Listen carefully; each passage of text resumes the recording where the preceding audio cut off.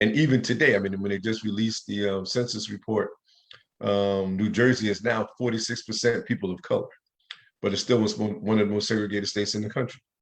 And so as a consequence, when you go to places like Rutgers, then you have Mm-hmm. students that are coming from predominantly white environments that have never been in classrooms with African American students, and students come from African American environments have been in class with white students. And that's what it was like when I got there. And it was worse then than it is now. Mm-hmm. And so we had a lot of different protests. So for the students who got there, I think that they weren't prepared for the hostility on the campus. I think that, Rutgers is 24 hours. So when you move into your dorm, there's nobody monitoring where you go, what time you come back, who's in there with you, whether you go to class. And for some people, that freedom was just too much. They just couldn't handle having all this access. So if you had strict parents, when you got there, you could go party and get high as much as you wanted to. When I was there, drinking age was 18. And so you could drink, smoke. I mean, and most people forget that, college campuses, there's as much sex, drugs, and rock and roll as you could ever imagine. There's for some people that just couldn't handle it. But see, now that is the thing. I guess that's why they call it freedom and independence, because those frat parties is like, oh my Mm-hmm. God. Mm-hmm. But then between the frat parties and your education, how did they make it? I guess they just did it. They went to the party the night before, and then they just sit up in class and take the notes and Mm-hmm. Mm-hmm. ah. Yeah. So It's what do you teach right now? Do you Say it teach one more time. African studies? Do you teach African studies? What do you do for a living? Right. Yes, I teach at Rutgers now. I teach Africana studies at Rutgers. For real? Mm-hmm. Nice. And what do you see the admission rate, or how do you see, is your class well received? Is it by your students? Is it well received? It is. And ironically, so let me answer your first question. The I'm percentage of listening. African American students at Rutgers is probably 6 to 8%. If we're lucky, 10. That's in New Brunswick. Now, on the North Campus, they have a significantly higher percentage of African American students in Newark and in Camden, but in New Brunswick, the numbers are relatively small. The Mm-hmm. classes that I teach have African American students, Latin students, white students, Asian students, have students from all ethnic groups that take the class. Mm-hmm. And it's received well because of the fact that the country and the society now talks about diversity. Mm-hmm. And then between the George Floyd protests last year, other events that Mm-hmm. have taken place, people are Mm-hmm. more interested now in understanding these issues of social justice. Mm-hmm. And so there's been, an uptick in enrollment as far as students taking classes. And for Mm-hmm. African American students, even though there's a lot of the campus is a much more positive environment than it was when I was a student, I but say hi to we man. we still prefer to be with each other. And so there's a lot of students that may either double major or something else in Africana studies or take Africana studies as a minor. And so, it's fairly popular. It is fairly popular.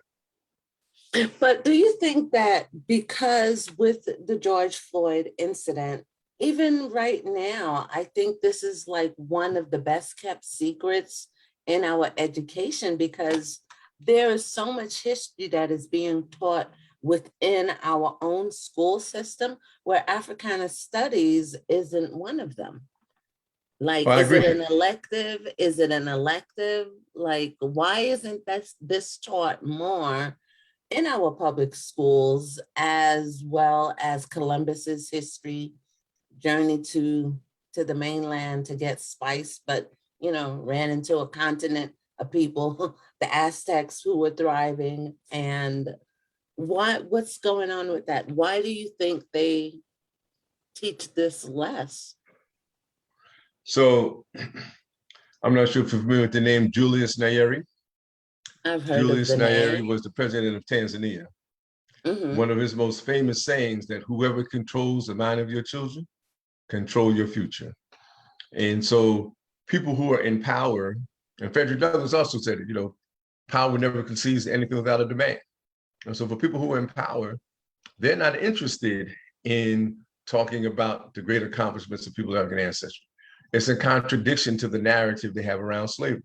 And so when you go back to the narrative of slavery, we were enslaved supposedly because we were, savages, we were unintelligent, we were heathens, we have any religion.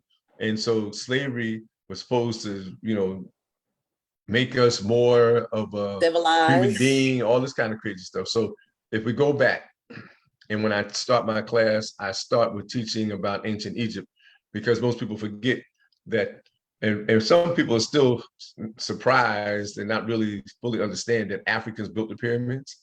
And so, that we traveled along the Nile River from— Who did they think built it? There people said people from space came down to build it. I mean, there's all kind of crazy ideas about how the pyramids got built. But so I that's where I start. Like, look, we're going to start from, this slavery chapter and post-slavery chapter has been a painful chapter, but our history is 5,000 years old. And when we go back and understand that, then, we don't have to be so distraught about what happened. And I agree with you that it was a horrible chapter, but in reality, and sadly for our indigenous people, commonly called Native Americans or Indians, they, because of their immune system couldn't handle the diseases that the Europeans came with, then, they are on reservations. Only 2 to 5% of them survived the encounter with Europeans. But we were fortunately strong enough that we were able to endure through slavery. We were able to get out of Jim Crow.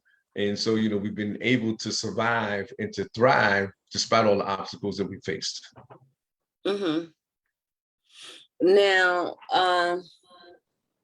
how long have you been teaching African studies? Since 2009. But my 2009. Right. But my career has been in higher education. And so I've worked at Rutgers, I've worked at NYU, I've worked at a community college, but I've worked at college universities my whole career. And I've had other roles. So I started in admissions, I was an academic counselor. I've had a variety. I was a trainer, training school staff on how to improve the environment in their buildings so students could be more successful. So I've had a variety of different roles in my career in higher education. And it's been a phenomenal blessing, I must admit. It's been a phenomenal blessing. Do you recommend this course? Do I recommend my course? Why would you recommend this particular curriculum to— Why would I recommend it? Yeah. So are you familiar with the Doll test? The Kenneth Clark test? The Doll, D-O-L-L, the Doll test? Yes. So Kenneth Clark and his wife, Mamie Clark, did what was called the Doll test. Back in the 1950s, early 60s, they would ask Black children and white children to choose between the Black doll and the white doll, which one was pretty, which one was smart. And invariably, the Black children and the white children then said that the Black doll was ugly and stupid. CNN redid the test. 2000, when Barack was president, CNN redid the test with children from multiple ethnic groups. The results were the same. Black children and white children still said that the Black doll was ugly and stupid. So we have been taught to hate our own self and don't see our own beauty. Right. So that's why when in answer to your earlier question about why it's not taught in school, that's one of the reasons. Right. So our self-esteem has still been damaged by the things that we've experienced. And so even today, Black children and white children still prefer the white doll and think that doll is prettier and smarter than the Black doll. And they had range, so it wasn't just, and when they first did it, it was just a really dark doll and a really white doll. This time they had a range, dark, medium, the whole nine. But invariably, the children pointed out. So it's interesting. I showed that CNN clip in my class, and some of the children get really upset about it, to watch these little children pointing to the doll that looks like them as being the dumb and the stupid doll. It's crazy. Oh. So my father value was really dark. Right. So the value in learning this is that we can improve our self-esteem. And we don't have to feel uncomfortable about ourselves, about our history, about any of that. That we should really be proud of who we are and what we've accomplished, given what we had to go through. It's not only that, I think as Black people, we have contributed so much to humanity, history, and science. We haven't always gotten credit for it, but we have contributed a lot to the human race. And I think this is now is the time for us to not only get credit, but to be recognized, to be accepted for who we are. Because if you look at the diversity of creation itself, if we were all supposed to look alike, we would. Mm-hmm. Mm-hmm. Right. I mean, so like I'm planning to go to the beach soon when I see these white folks out there trying to get a suntan. Like, all right, I understand y'all appreciate the melanin, just treat us better, And then sometimes they come up, look, I'm gonna catch it up to you. Now, when you teach the Africana studies or the African studies, what are some of the topics and subjects? Oh, I cover a whole range of things. So between the art, from the artwork to the language, to the hair, to the... I try to cover as much as I can. And Really? so I do a section in the class on financial literacy, because I want to make sure that the students understand how to be more responsible with their money and their credit cards, all that kind of stuff. Mm-hmm. I do a section in the class on the African art movement, because of the fact that, media shapes the way that people see themselves and see the world. And so we need to have a better way to critique what we're seeing in the media and understand the contribution that we've made to the media. And then clearly we got to talk about slavery. We got to talk about how we got through it, how we emancipated ourselves from it, how we got through Jim Crow, the protest movement now, Mm-hmm, right? mm-hmm. And then what is our responsibility, right? So I want my students to be courageous. I want them to be competent, right? Because of the fact that when you leave here, your ability to be able to articulate your ideas, to be able to, problem solve certain kind of things is going to determine what happens in your life. And so how do you pay it forward? So the people that protested during the civil rights movement, most people don't know this, but financial aid, early childhood education, Head Start, all of that stuff came about as the protests in the 1950s and 60s. There wasn't any financial aid before then. There wasn't any Head Start, all those kind of programs before then. School lunch programs, all these things started as a consequence of the 1960s protests. And so our challenge now is to figure out how do we pay it forward to make sure that the students and the people coming after us still have opportunities that we have when we were coming through. And so, and then that's the introduction class. In the Black family class, then we talk about parenting, we talked about relationships. I have them do a family tree so that they can understand, how their family probably migrated. So I have students from Africa, the Caribbean, family migrated from different places in the country, in the world. It's, it's rich. I try to make it very rich so that when the students leave the class, they have some skill set to be able to say, I'm prepared for whatever the challenges that's coming to me. Now, between the finances, the art, the culture itself, the clothing, the traditions, do you see a lot of those of our ancient ancestors imprint on today's society and within our young people? Absolutely.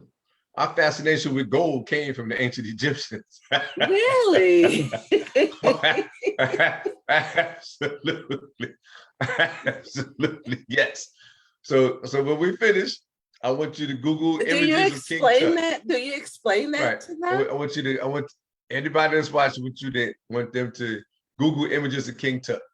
And the reason that King Tut got so much attention, and one of the paradoxes coming back to the media, that the Raiders of the Lost Ark, that there's some truth in the Raiders of the Lost Ark movie. Because when the pharaohs were buried, when we were pharaohs, the kings and queens, when we were buried, the whole idea about life after death and heaven and hell came from the ancient Egyptians. So when the pharaohs were buried, they were buried with their gold. And so then people would try to find where they were buried at to bust into the tombs to get the gold. So when King Tut was the first pharaoh's temple to be found that had not been robbed. That's why Really? that's why his situation in history gets so much attention. And King Tut's tomb was very small because King Tut was the boy king. He was only pharaoh for like 7 years. And so then he fell, he had multiple sclerosis or polio. He fell, and when he fell, he fractured his skull. That's how he died. And so, but when pharaohs became pharaohs, they started building their temples where they were going to be buried. And so King Ramses, who was one of the longest serving pharaohs, they took a whole mountain to build his temple, right? King Tut, his is really small, but they found 3,000 gold items in it, including 2 in gold caskets. He was buried in gold caskets, one inside of the other, which is why I'm saying that our fascination with gold goes back thousands of years. And so when the pharaohs had on their ankhs, when they had on their jewelry, it was all gold. They used to wear gold slippers. So, but that was actually a part of their everyday attire. They were always between the crown, the necklace, the chaparitas, even the ankle bracelets. Now, isn't that something? Jennifer said, I never knew that I was so fast as we went back so far.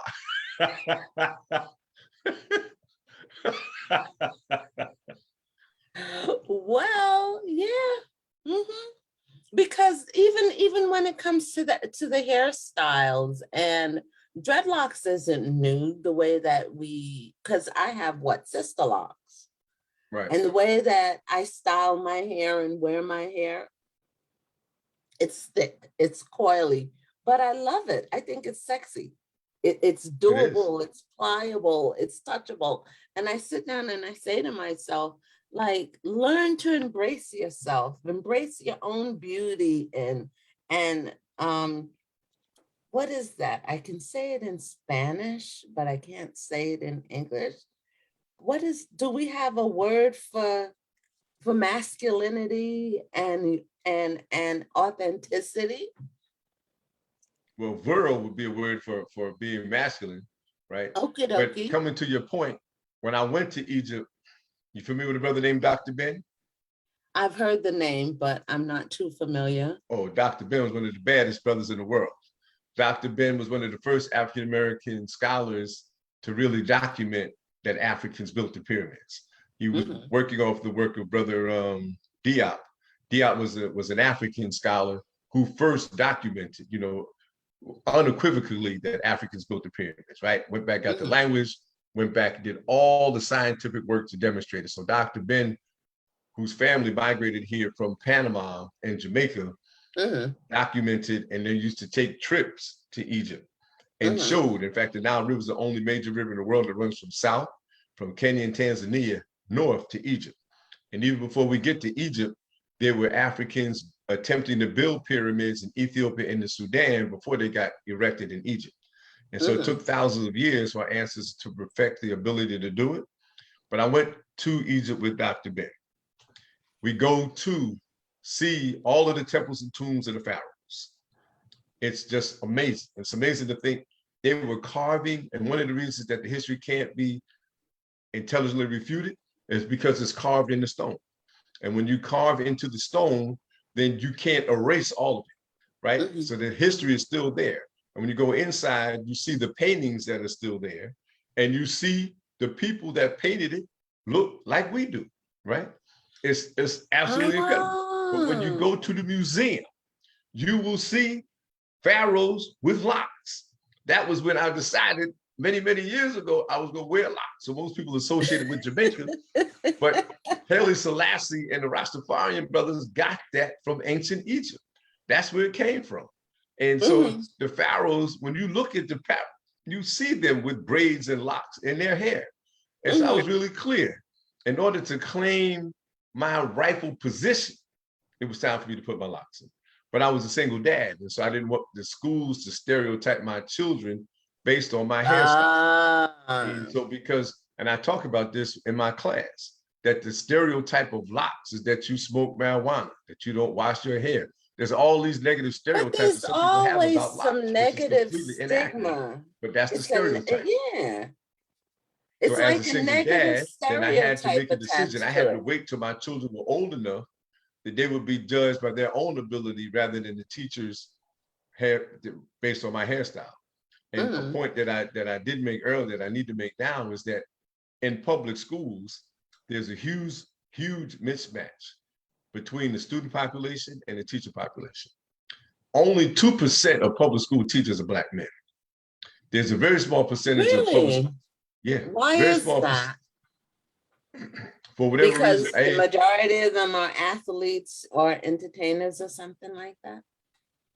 Well, because of the fact that when we go to college, you know, and particularly now the student loan debt being what it is, and people come out, they want to make more money. And so they've been kind of steered away or motivated away from teaching to go into business or to the STEM areas, the science, technology, engineering, because that's where the money's at. And so there's been a very small percentage of particularly Black men that are teachers, and even a small percentage of Black women. There's many more Black women teachers than there are Black men teachers, but the But our overwhelming young majority men of teachers are white women. But our young men, they need positive male role models and mentorship. Why do you think the percentage is so low? Is it financial? Is it because either the penal system, there's a ratio there? Also, is it because they don't have the patience? Or like, why do you think that number is so low in our educational system? Because our children of color need to see positive, educated role models that, because our kids spend a lot of time in school. Why Yes, do we you do. think that percentage is so low? We need y'all. Like our children need you. You understand? I'd say multiple things. One, that if you think about it, and in fact, the pandemic in some way has kind of helped, I think, the society refocus on the fact. Prior to the pandemic, teaching as a profession was not something that was highly favorably viewed, right? And so I think that a lot of people wouldn't necessarily be focused or desiring to be a teacher because of the fact that teachers weren't getting much respect. And the pandemic, when everybody was home and the family had to do Zoom and the family had to figure out how to do these lessons and how to, I think that the value of, well, wait a minute, you know, maybe we need to give teaching a little more love than we was getting before. And second, because of the fact that society is a capitalist oriented society, and then, you know, students are taking out $30,000 to $50,000 worth of student loan debt in order to get through undergraduate school.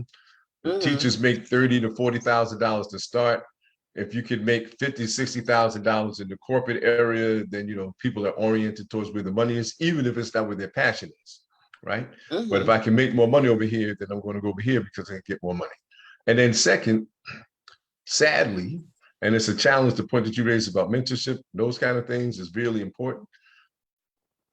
In my classes, if I have a class of 20 students, at least 16 of the students are going to be women. There'll be 4 or 5 guys in class. Black women graduate college at twice the rate of Black men.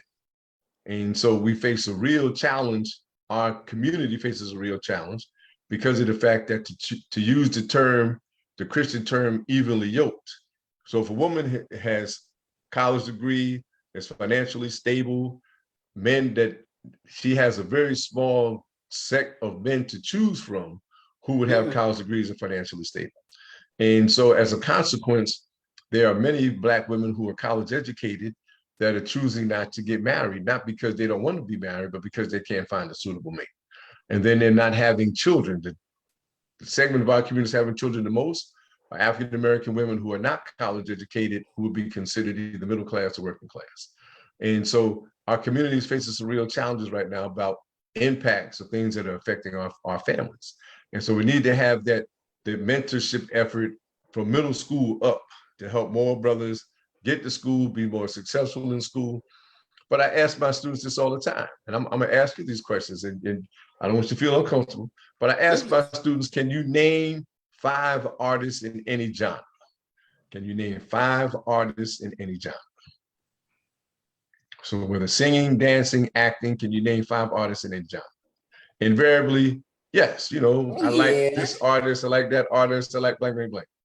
Can you name 5 athletes in any sport? Oh yeah, this is my favorite guy, this is my favorite guy, this is my favorite guy. Can you name 5 scholars? And then when you start asking people to name 5 scholars, oh, wait a minute. Man, I take living and dead scholars, come on, right? And so, so then it gets a little more challenging for people to name the 5 scholars, right? Because the society doesn't, or even though we supposedly value education, there's no Super Bowl for educators. There's no finals for educators, right? So I love sports. I don't really watch football since they messed over Kaepernick so bad, but there's a Super Bowl for football. There's an NBA Oh my final. God, wasn't World that Series, something? right? So we have all of these things that kind of emphasize our attention to sports. There's all these awards for people who are involved in the arts. So whether it's music, acting, whatever it is, right? Tony Awards, the Country Music Awards, we got all these awards for different. There is nothing like that that publicly celebrates people who teach. There's nothing like that. And so I as a didn't consequence, realize that. Now that you mention it, yes, there isn't. there And isn't. we have And the so as a most consequence, and we are oriented educators. towards artists and athletes. Mm-hmm, That's what we're oriented for. We're oriented for artists and athletes. And mm-hmm. so, so people are trying to go to teach because you ain't gonna get no love, right? You ain't gonna get on television. You ain't gonna get those special awards. Ain't none of that. You ain't get a whole lot of money, right? So like, listen, I ain't trying to do that.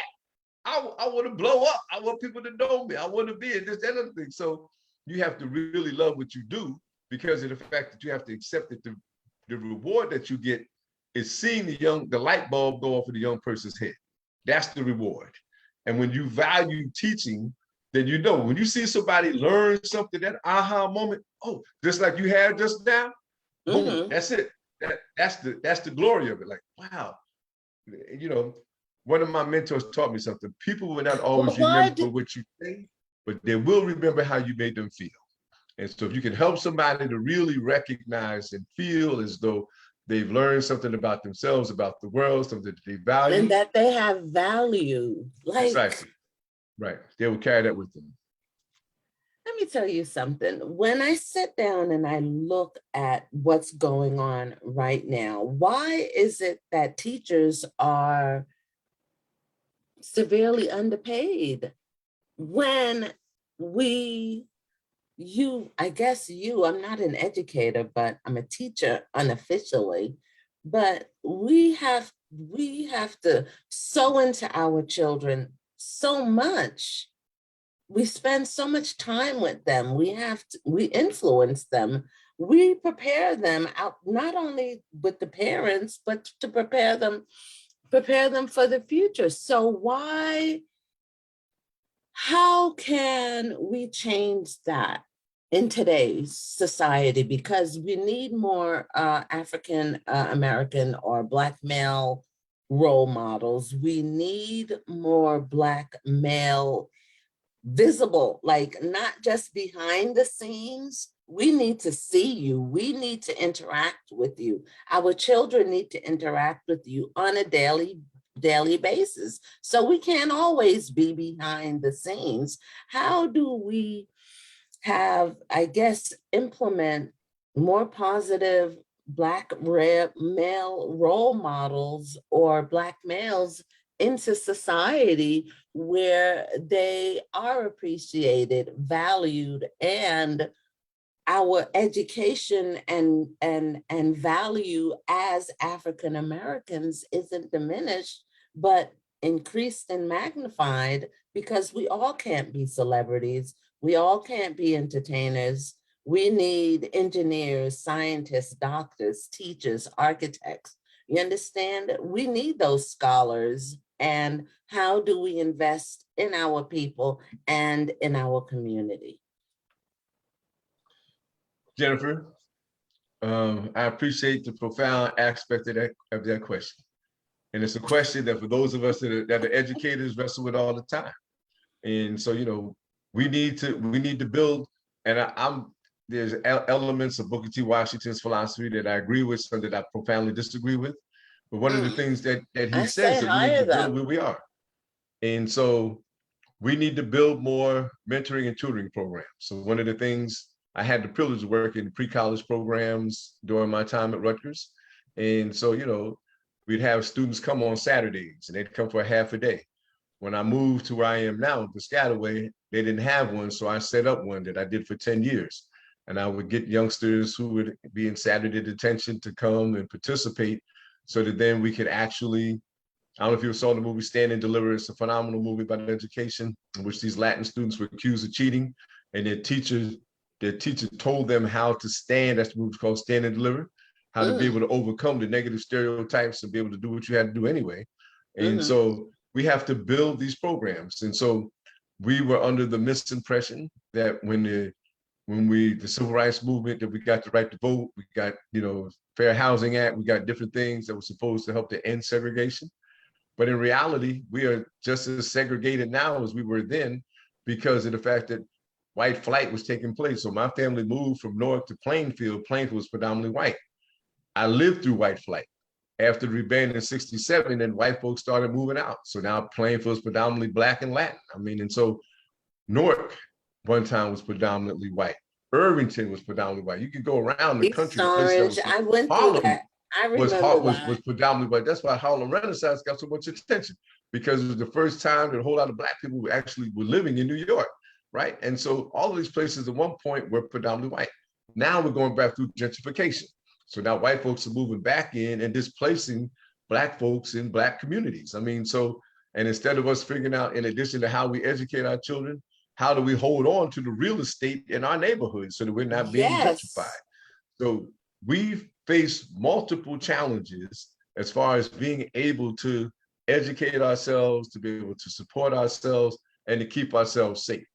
And so when we started the conversation to ask about COVID and, the fact that we are disproportionately impacted by COVID, because even though we're considered quote unquote essential workers, we don't get essential worker pay. We're the ones driving the buses in the grocery stores and all these places. I never noticed so our that. exposure is greater. I've never noticed that. The essential workers, oh damn. You don't get essential workers pay for real? We don't. Bus drivers don't make a whole lot of money. The people that work in the grocery stores don't make a whole lot of money, right? When you think about the people who are on the front line that interact with the public the most, people that will be considered essential workers, they are getting minimum wage, or if they're lucky, they get $15 an hour, which may be above and the minimum wage, but it's still not a them livable are wage. People of color. Yeah, that's us. That's us. And the underlying condition that never gets talked about is racism. And so because we're disproportionately poor and disproportionately undereducated, we're not the ones that can work from home. We're the ones that have to actually be out in the field. And so before the vaccines were out, and then because of, Tuskegee and other medical things that have happened, we're skeptical to get it, right? And so then even when it came out, white folks was going into the Black neighborhood, jumping in front of lines in order to get the vaccine before we could get it. And so, so it's crazy to think about how hesitant we are when all the governors are vaccinated, all the senators are vaccinated, even the ones that speak out against the vaccines are vaccinated. And we're the ones that slow rolling on getting it back. Like, listen. When I saw that even the skinheads and the white supremacists were getting vaccinated, and I'm sitting there and I'm saying to myself, why is there such a, all right, the skinheads and the hate groups and all those people, right? They're getting vaccinated so that they can live longer to hate people, right? Right. To harass us. Why?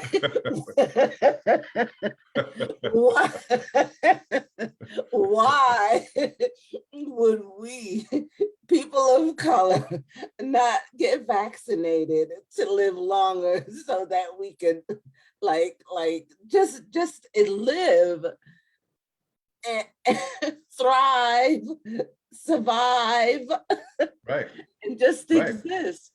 Even the crazy people are getting vaccinated so they can, all right, What's going on with Louisiana right now? Did you see what's going on in Louisiana? Oh, it's horrible. I texted one of my friends who lives in New Orleans. Hey! Yes, it's horrible. It's horrible. Absolutely Mm. horrible. Yeah. When I saw the little baby couldn't have been, how big is my hands? Not even a year. Yeah. Yeah. It's really sad. It's really sad. No question.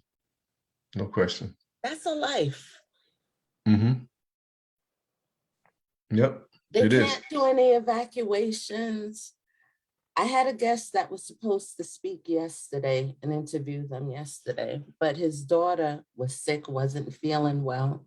So I had to cancel the show. And I'm sitting here and I'm saying to myself, like, they can't evacuate the people to any other state because of the COVID restrictions and everything. And people are precious. People. Mm-hmm. COVID doesn't Right. discriminate. COVID doesn't Right. discriminate. And Right. I even saw a preacher stand up on Twitter and say he has a majority. I'm going to say it, he was a white male, white Baptist, whatever. Congregation is predominantly Black. Why would you not want your congregation to get vaccinated? God has given us wisdom. He's given the doctors and the scientists wisdom Mm-hmm. to use knowledge and medicine and to get vaccinated. Why would you stand there and say, okay, God will provide and, we'll be protected. You don't need the vaccine. And now half the damn state, like the state is on lockdown because people are teaching against the vaccination. What do you think on that? It's there's multiple factors that play into this.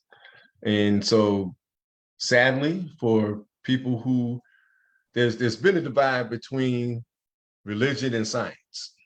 And so this moment in history amplifies that division between religion and science. And because of the food that just got put out of the White House, was able to convince people not to believe the media, right?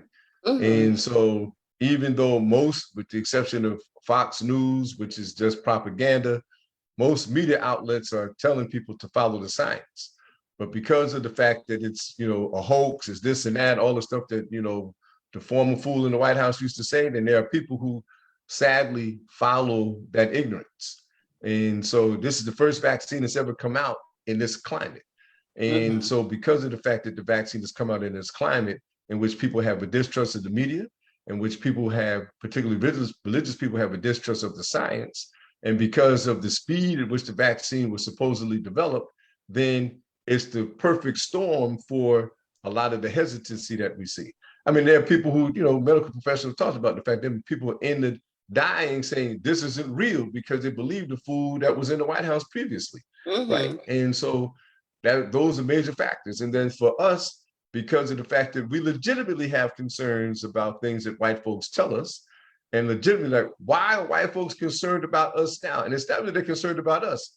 They're concerned about the fact that if we're not vaccinated and they're in our proximity, that they could get this. So, I mean, sometimes we get twisted about how we perceive it. And in reality, if we love whoever we love, we need to do whatever Mm-hmm. we can do to protect ourselves. And so my sister was in the hospital with COVID 81 days last year. So this is not an abstraction for me.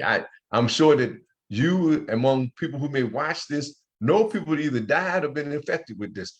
And so 5 of my it's either coworkers. Mm-hmm. you get the vaccine and worry about whatever may happen later, or you Mm-hmm. expose, and particularly now with these variants coming out, you expose yourself to this virus. I mean, it's very simple. Those are the two choices. The vaccine is the most advantageous way to prevent getting this. And I'm not saying that you're guaranteed not to get it, but you damn sure reduce the risk. Or Exactly. you get the virus. And so, I don't have any desire to be on a ventilator. I have any desire to go and then have to wonder what kind of treatment I'll get when I get to the hospital. My sister was fortunate. She redlined twice, and the medical staff was able to save her life 2 times. Oh my But God. I don't want to have to be worried about getting into the hospital, because I'm sure you probably saw the video of the Black doctor was in the hospital, asked for certain medication, didn't get it. And so then short time after that died from COVID early on when this whole thing started. And so, I don't want to have to, I exercise 4 or 5 times a week at the gym just to stay healthy enough so that I don't have to go to the hospital. I'm not trying to go there for any reason. And so we should be astute enough. I look at what the Black medical professionals and scientists are saying, and overwhelmingly, Black medical professionals and scientists say, get the vaccine. I ain't worried about white people telling me. I'm trusting the Black medical who are not connected to the pharmaceutical industry. They're not trying to make no money. They just want us to be healthy. And so Black medical professionals are saying, this is what we should do. Damn it, do it. Listen, I look at it like this, like polio, measles, mumps, rubella, diphtheria. Before they came up with a vaccine, even with HIV, before they came up with a vaccine or a cure for it, they had to start somewhere. Right. Absolutely. Absolutely. Yeah. But they didn't come out, they weren't released in this environment. Right. Like TB. And, right. And I'm sitting here and I'm saying to myself, if you look at it in that perspective, just shift the way that you see the Delta variant and the pandemic, like get vaccinated, save your life, and discuss the other stuff but live for today, live for today, plan for tomorrow. And I sit down and I say to myself, this is something, because like I turn on the TV, I can only watch like 20 minutes of it. Depression. Right. Yeah. But this is information that we need. Yes, it is. It is. It is. It's quite challenging. This environment is one of the most challenging periods in history. And so I want to be able to have a t-shirt that says, I survived Trump and COVID.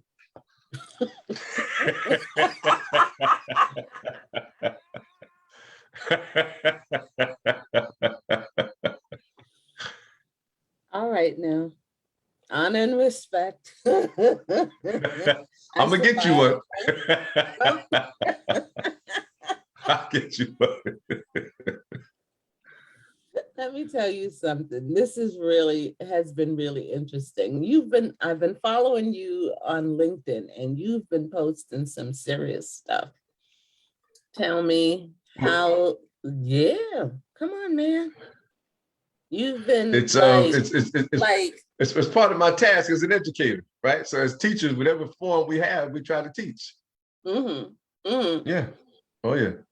And so speaking of which, I would be remiss if I didn't at least what do you have? Let me see. Show my book. Oh, let me see. Right?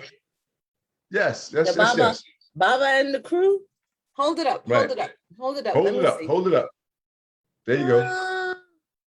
Is this so your I wrote family? a book about my journey as a single dad. I've been a single dad for. Wait a minute. All these your babies? I raised 4 children by myself. Oh my God. Honor and respect. Seriously. Thank you. Nice. And so when I went on LinkedIn to make connections that people could learn more about the book and challenges, issues that we face, how we might be able to overcome some of those challenges and issues. And so hoping that people will decide to check out my book. I can get on Amazon. There's a link. My website is Baba's Legacy, BABASLEGACY.com. People can email me. I will sign and send a book to them priority mail if they prefer the signed copy. But yeah, it's been a phenomenal blessing. So my children were 3, 5, 7, and 9 when I became a single dad. And people used to always ask me, when are you going to write a book about this? Last year during COVID, I was writing. I started before COVID, but COVID in the lockdown, it's time, I have time to really concentrate and focus on getting this done. And so it came out last July. So it's a little bit more than a year old. But it was like, all right, I got to figure out a way to make my contribution towards ending the negative stereotype about Black men and Black fathers in particular. Mm-hmm. Yeah. Of single Black father's journey to redemption. How old are they Absolutely. now? Absolutely. How old are they But now? How old are your kids now? they're all young adults now. The youngest is 32.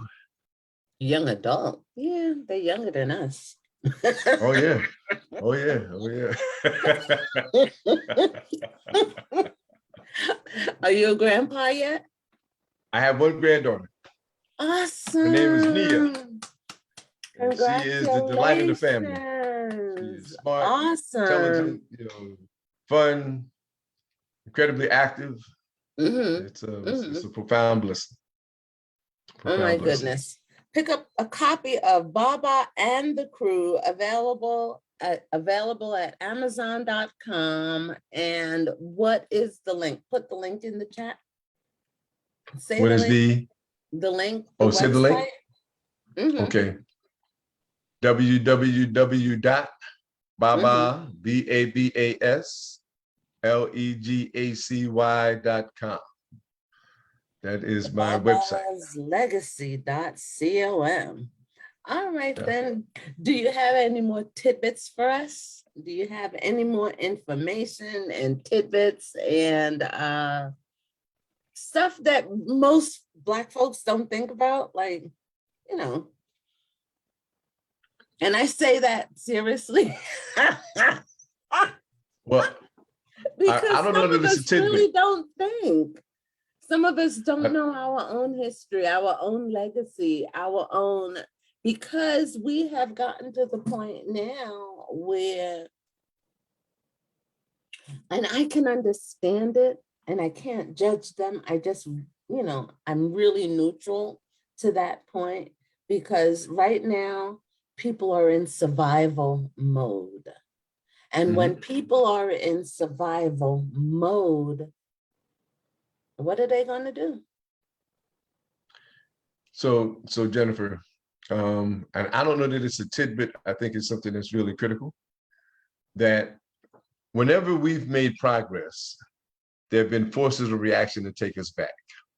And so because of the fact that when President Obama won in 2008 and 2012, and then when Biden won, and then when the two senators got elected out of Georgia, in 49 states, there have been over 300 laws put in place to limit our access to the right to vote. And so that's a big thing now. It is. And so connecting to your comment about survival mode, we are in a great period of retrenchment and reaction. And so Trump made it easy and popular for white people that have negative and racist stereotypes about us to say it out loud and to be very, up front with it. And so the Proud Boys, the Oath Keepers, the people who attacked the Capitol on January 6th, in an attempt to reinstall Trump into power, right? I mean, so I know that we're in a survival mode. I know that the pandemic is happening. I know we have all these other challenges, but we should not lose focus on the fact that we are faced with some of the most significant challenges to our ability to vote that we've had in the history of the country. And so this is Jim Crow and Jane Crow 2.0. And so by all means, if you are not registered, or if you have been registered, make sure that you check your registration status, make sure that you reach out and get other folks to pay attention, because if we don't, even if we are, I mean, I was never in favor of the Afghanistan war, and the way that Biden, unfortunately, the way that this whole thing is coming to a close, was really going to put Democrats in a hot seat next year for the midterm elections. And if Republicans take back over the House and the Senate, we're going to see a rollback. So one of the policies that Biden has implemented that has been really critical, particularly for us, is the money that gets sent to poor families or working class families to help to eradicate poverty. That money is going to end if Republicans take over control of the House and the Senate again. So there's some very direct reasons why we need to be really paying attention to what takes place. I mean, when you look at the laws, the Supreme Court is blocking, right? So all of the different elements that Trump and his co-conspirators have erected, we need to be really diligent about making sure that we fight back against that. The only way, and it took us several hundred years. So even if we use 1619 as the date that our ancestors brought here slavery, even though there were Africans enslaved before 1619 in this country, but we use 1619 date. And then if we go to 1865, when the Civil War ended and slavery was finally ended, right? That was over 250 years. And then we had 100 years of Jim Crow. So we've really only, quote unquote, been free for less than 100 years. But the penal system now, we're overrepresented in incarceration. So there's some things we need to be paying attention to that have impacted us. So on the question of why there's so few Black male teachers, we're misrepresented in prison. We're misrepresented in being unemployed. We're misrepresented being undereducated because the schools in our communities aren't functioning the way that they need to be. And so, you know, if Raheem can't read by the 3rd grade or the 5th grade, then they're building a jail cell for Raheem. And so if the schools don't function well, it becomes a feeder system. That's what the school to prison pipeline is about. So if the schools don't function well, we have too many young men who end up incarcerated. So we've got some profound work to do. But there's so many different ways to learn. You understand? Yes. Dyslexia is one of them. And how do we know that our children aren't ignorant? They just learn a little bit differently. And now, as an educator, you have to come up with ways that you have to think out of the box. You understand? When it comes to education and teaching and performing. I agree. Right? I mean, but one of the things that's happened is the fact that the education model, I mean, we're still on the agrarian model. So school started in September and end in June because we used to have everybody go to the field to pick the crops. So we're still on the agrarian model of education. So that hasn't changed. Right. That's how why the school year set up the way that it's set up. Right. Do a lot of people know that? Do they know that? No. Most people don't know that.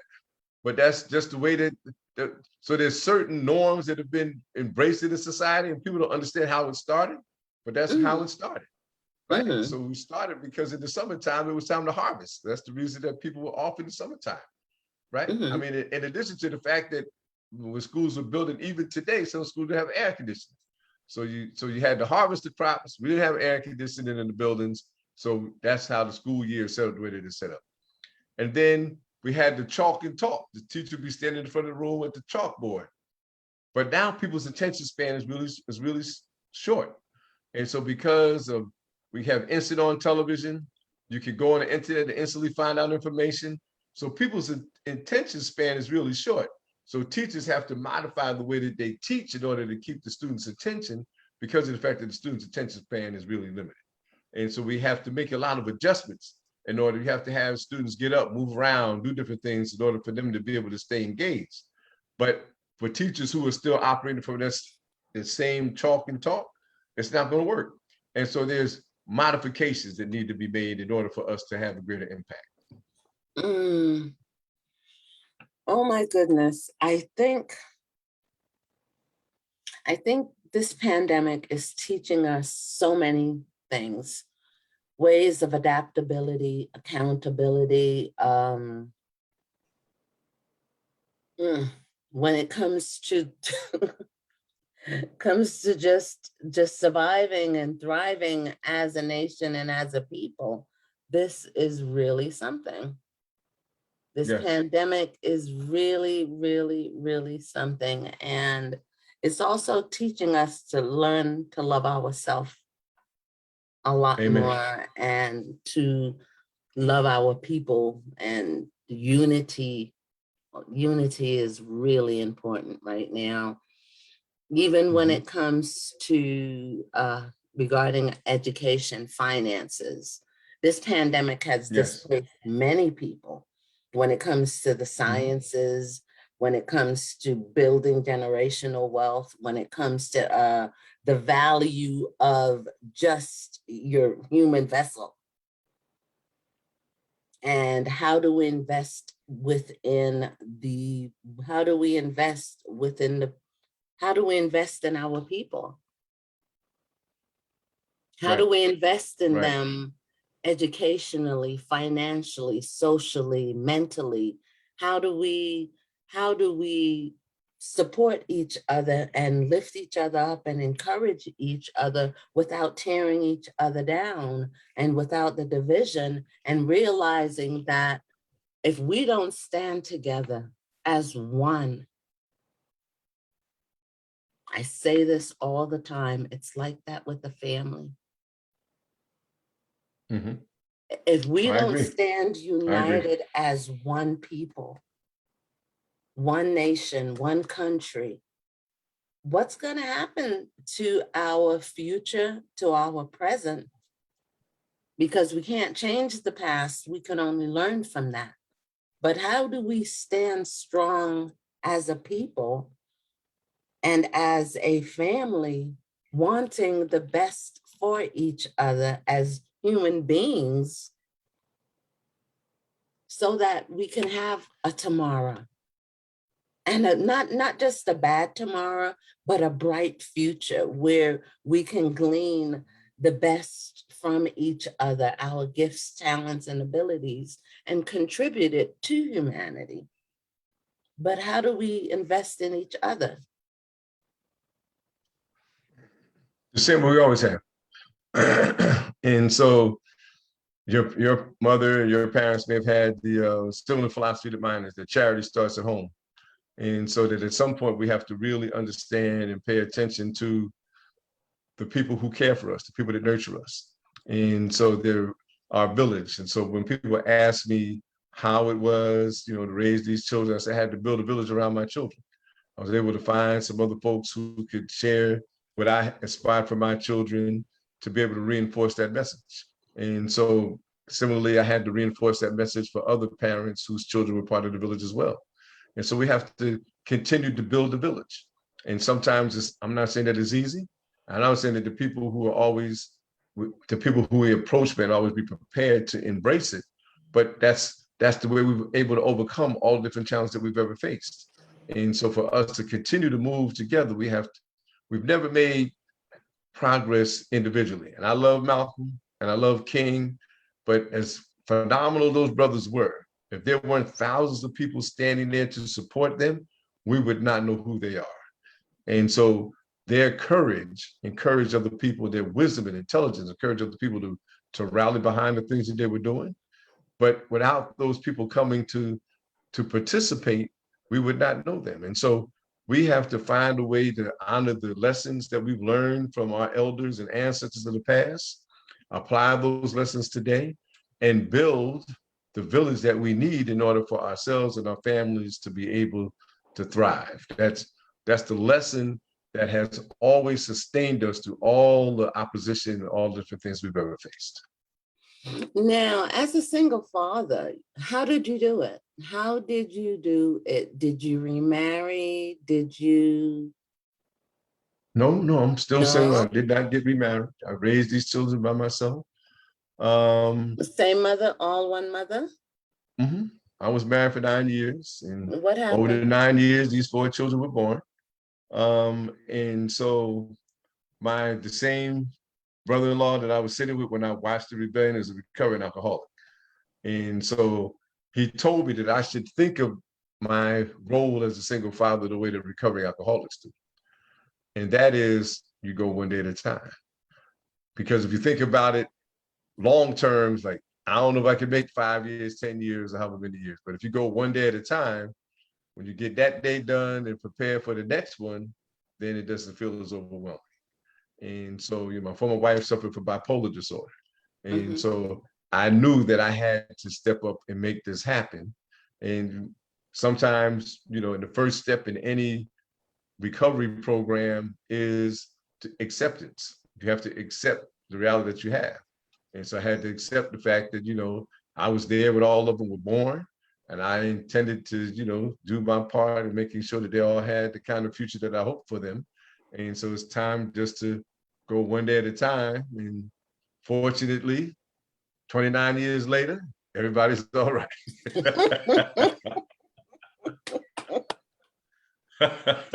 Now, I count my blessings for sure. listen, single fathers, they have to be acknowledged as well because it's not easy. How many children is it? 5? No, sir. What do you have? What do you have? I 3 raised 4. girls? 4? 4? All right No, I then. had So 2 sons and 2 daughters. 2 and 2. 2 and 2? All right Yes. now. Yes. You survived, they survived, and they're doing well, We but all you were did. committed to them. Oh my goodness. Awesome, awesome, awesome. I can talk to you, but I think my time is up. I think that's an hour already. Yes, I think it's 12:15. So I've enjoyed this conversation immensely, and I hope that we will have another conversation at some point in the future. But you know, I'm working, and so the last thing I want to say before I jump off, I'm I'm listening. applying to teach in Barbados. I'm hoping Really? Why to get a Barbados? scholarship, a Fulbright scholarship to teach in Barbados.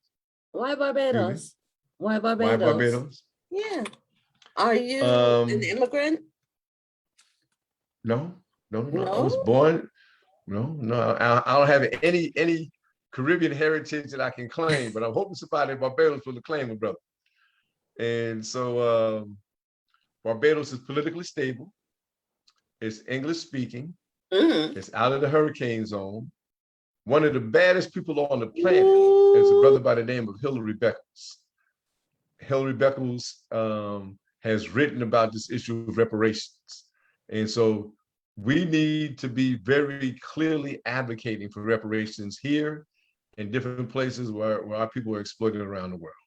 And so African Americans have no student loan debt.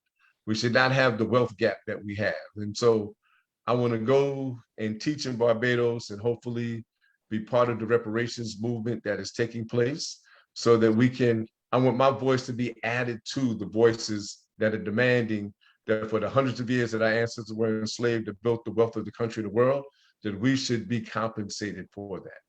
And so Our hopefully, ancestors. and Oh you know, my and while I was goodness. born in the winter, I would prefer to be in Barbados in the winter. Oh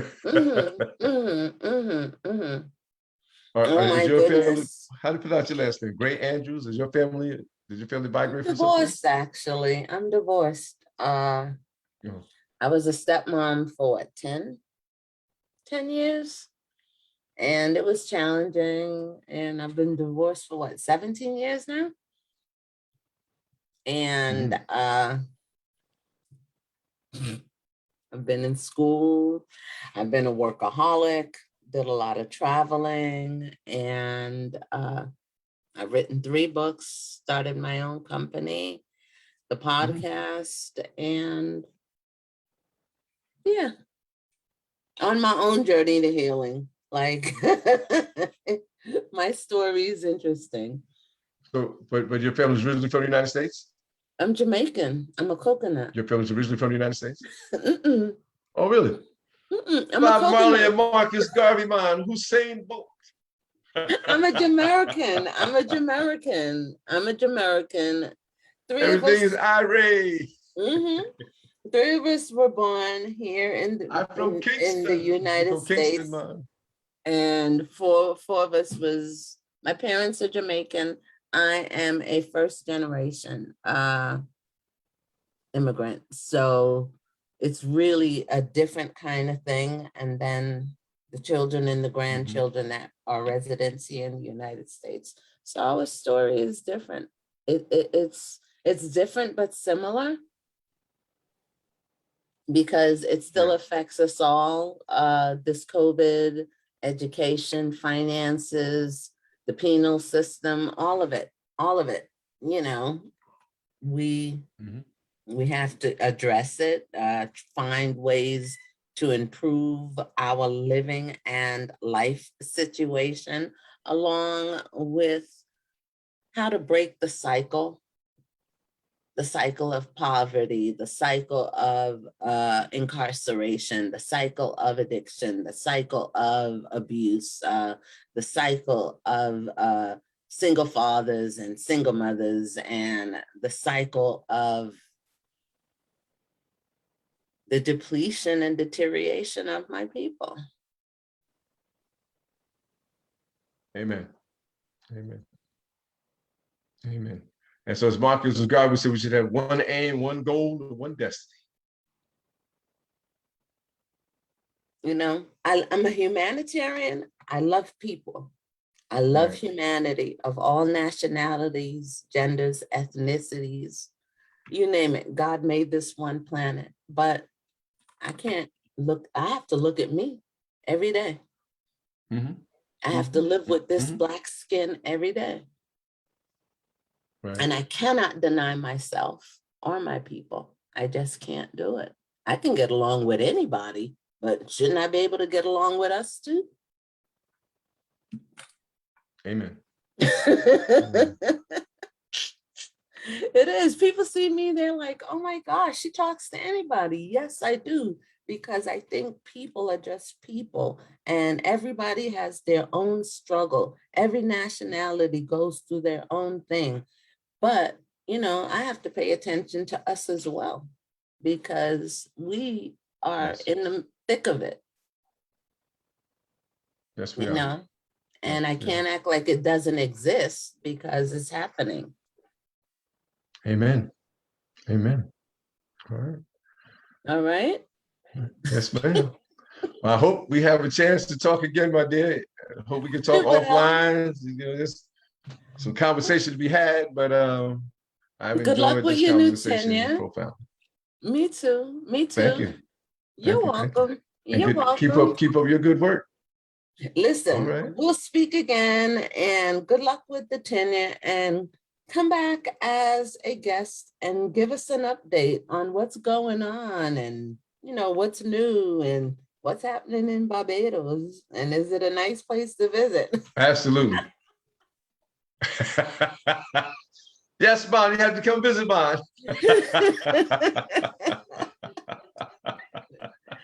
Oh my goodness, Bill, it has been a pleasure. It really has. And we'll touch bases again. Absolutely. Let me see the name of that book again. Let me see. Absolutely. Baba, Absolutely. Baba, One more time. Baba and the crew. Good looking group. Good looking bunch. You did good. You're welcome. I appreciate it.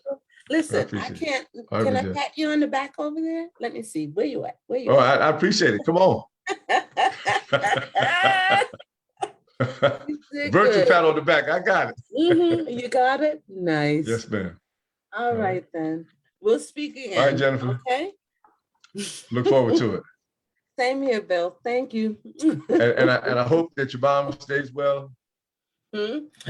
Continue to take care of yourself. Take care of your mom. Hope everything stays well. I love my mama, but she don't get this online thing. She's like, what, 77? She goes, what the hell are you in there doing? Talking crap all day?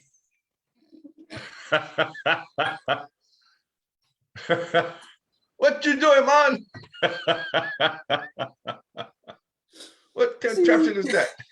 She's a really nice, let me tell you something. She's really nice. One of the sweetest ladies, but she's stubborn and funny. Because she's 77. My mom was stubborn and funny too. Oh yeah. I have to hand her with kid gloves because I have to remember that she has her own little mindset. And I'm like, all right now. Don't care how old you be, Jennifer. You still a baby. That's right. That's right. So I have to like take that into consideration as well. And I'm like, oh my God, but I be sitting here and I be watching her.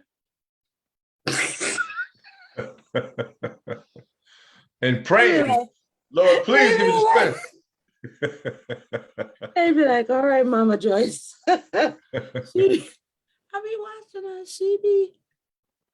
Because she was born as an immigrant.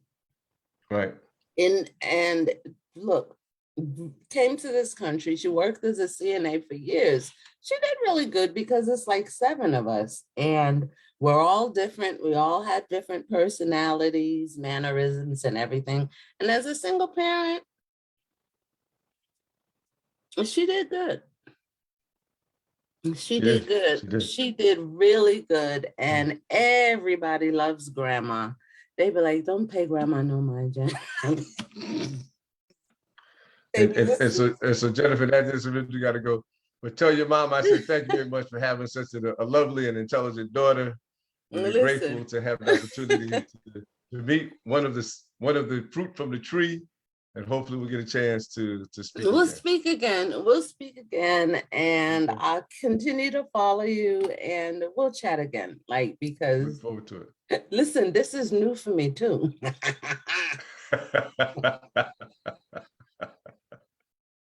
it. But when are you going to Barbados? I'm planning to go in October, and Really? yeah, but October is an exploratory trip.